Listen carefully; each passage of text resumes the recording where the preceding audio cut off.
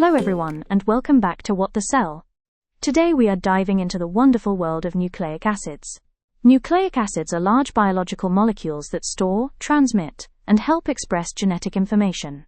There are two types of nucleic acids: deoxyribonucleic acid, or DNA, and ribonucleic acid, or RNA. We will compare these in more detail later in this video, but for now, DNA is the genetic material found in all living organisms, and the complete set of instructions for building and maintaining life. RNA, on the other hand, is involved in various cellular processes, including translation of the genetic code from DNA to proteins, and in some cases, carrying the genetic material itself, like in some viruses.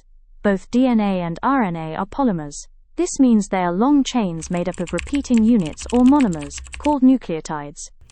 This process is called polymerization, and it occurs during DNA replication. This is covered in more detail in our video, What the DNA Replication.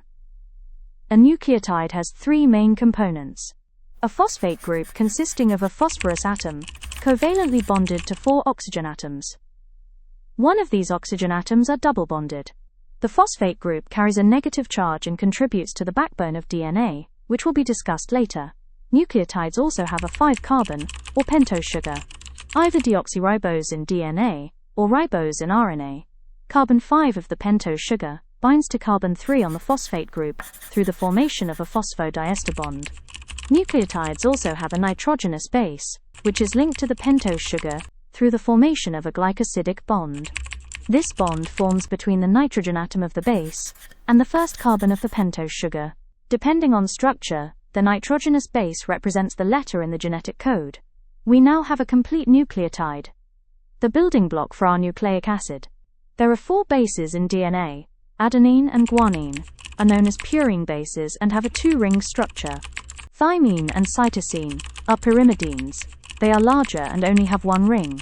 In RNA, thymine is replaced by an additional base called uracil.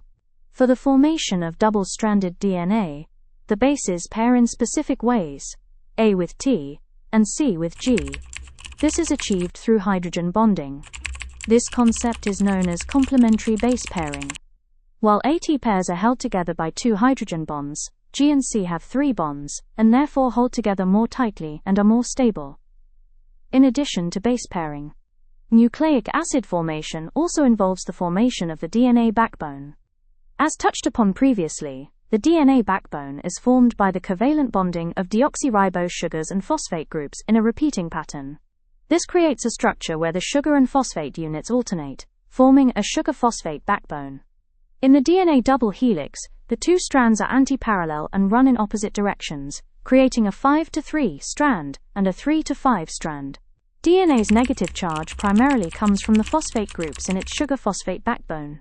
These phosphate groups have a negatively charged oxygen, which contributes to the overall negative charge of the DNA molecule.